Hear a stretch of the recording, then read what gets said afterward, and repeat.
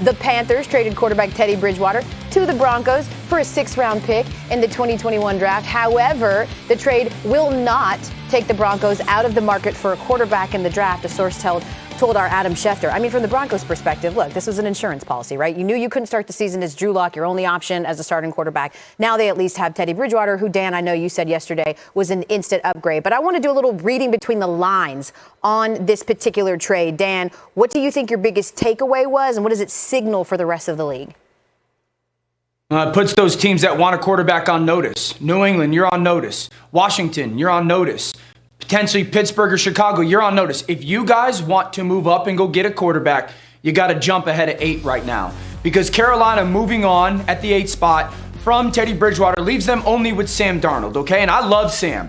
I don't think that Carolina is going to go into year 2 of this new regime with just Sam Darnold. And I think it puts them in play for a quarterback. And so now if you want one of those guys that starts to slip, if you want, because Sam Darnold, as talented as he is, and as much as I loved him coming out of school, there are the things that make you go, okay, we can't totally bet the house on this guy. And I think if Carolina was going to bet the house on Sam Darnold, they would have traded more for him earlier in this offseason. So New England, Pittsburgh, Chicago, Washington, if you want a quarterback, you better jump, Judy. You better jump ahead of Carolina.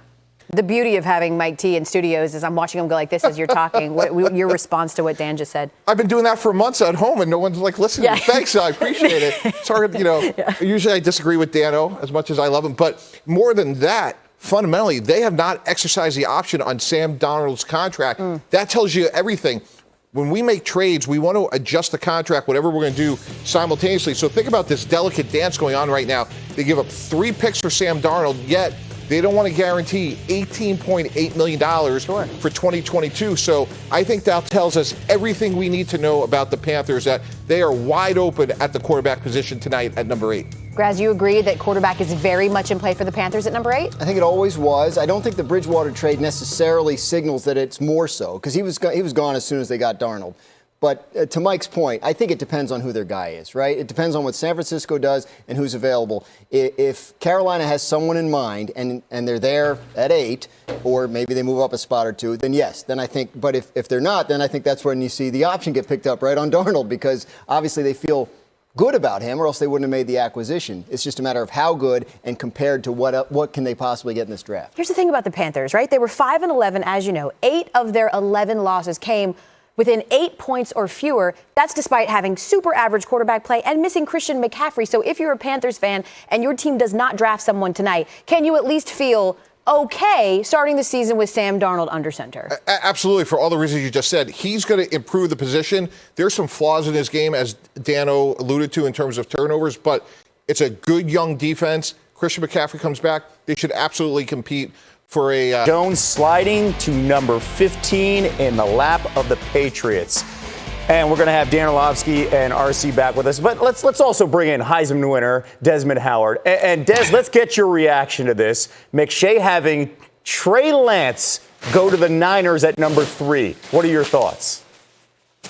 Hey, Kev, I tell you what, there's a lot to unpack there for me. But the first thing I want to say is, and Dan can tell you the same thing, and so could RC, that it is a privilege to be drafted by the National Football League, and it is an honor to go RC in the first round. So let's make sure that we have that out there on the table before we start making people feel bad about not going where other people think they should go. And most importantly, and Dan made a great point, I've been trying to tell people this, don't get caught up by what number you're drafted, whether you're 1, 4, 10, 15. Make sure that you're cognizant about the program, the franchise that you go to that's going to put you in the best position to succeed. Any agent, any good agent would tell his client that. He would say, don't worry about the number where you're drafted. Let's focus on where we're going. If they're going to put you in the best position to succeed. Now, with that being said, with the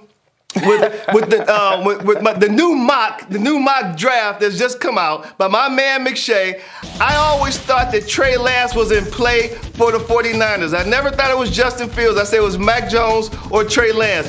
I believe that they love this kid's grit, this kid's ability to bet on himself. Of the top 5 quarterbacks, he's the only one that had to deal with true adversity, meaning When he was in high school, they said, "No, kid, you can't play quarterback. Not at this level." No one wanted him besides North Dakota State. Everybody else wanted this kid to be a defensive player. So he bet on himself. He won. That goes a long way with people in the front office in the National Football League. So it kind of makes sense that he was always in play, and he just might be the pick tonight for the San Francisco 49ers. Des, appreciate that. And by the way, RC, in your second career, you are a first-round draft pick. So I just wanted you to feel okay about this conversation. Hey, I was wondering, Kev, I was like, how in the hell do I know what a privilege it is to be drafted and how it feels? I don't know either. I don't know that. I don't know either. So I'm with you. But help me understand this. Help me understand this, RC. Why do you think this is a good fit in San Francisco if Trey Lance lands there, considering the expectations that they have?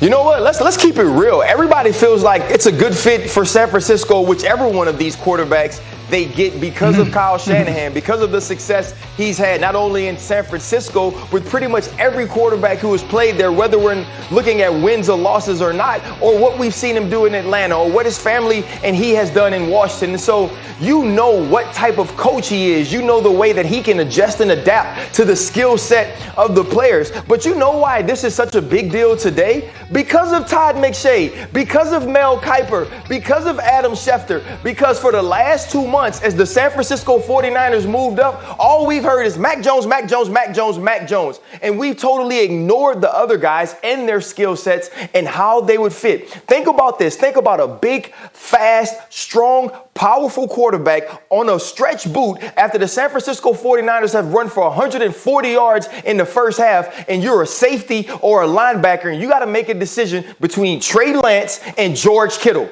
That's a decision I am not envious of, and that's what you get when you get a Josh Allen type talent at the quarterback position with the Kyle Shanahan offense. Dan, the other big story on that mock is McShay having Mac Jones fall all the way to the Patriots at 15. Can this possibly happen? And if it does, help me understand what that would mean for Bill Belichick and the Patriots in the AFC East. It can absolutely happen. It's the NFL. Nothing surprises me. I would not be shocked if Lance went 3 and Mac went 15 to New England. A big part of that is, what does Josh McDaniels want? And I have been adamant about that all offseason. Is Josh McDaniels going to go back to this type of offense that, we saw them run with Tom Brady for 20 plus years? Because that's what Mac would be bringing.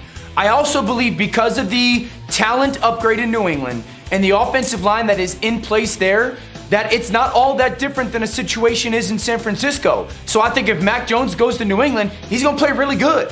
If Justin Fields goes to New England, he'll play really good. If Trey Lance goes to New England, he'll play really good because of the situation that is in there around them. So again, I don't think that these quarterbacks have to sit there and go, my goodness, I didn't go to 2 or 3 or 4. But New England is a good place for a young quarterback to go to. Yeah. San Francisco is a good place for a young quarterback to go to. I would say this.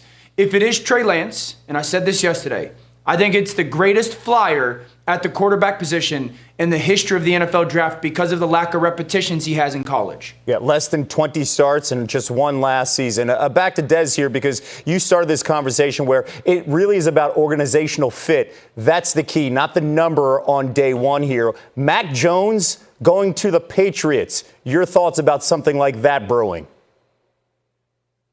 I think it's a good fit because, like Dan was talking about, when you go to the Patriots, you got to understand. I think that they have a history, obviously, of what they can do with a quarterback, how they want to run this offense, and I believe that Mac Jones is a guy. When you look at what he brings to any offensive to any team in the NFL, his skill set about getting the ball out quick, processing things even quicker, and making sure he throws the ball with accuracy. Not just accuracy, great ball placement too. Those are the things that offensive coordinators want to look at when you have receivers like they have in New England. So I believe that would be a good fit. It's so much more about the fit than anything else when you're being drafted into the National Football League. And it continues a relationship that Bill Belichick and Nick Saban have with Alabama players going to New England. We will see how this plays out, fellas. Thank you so much.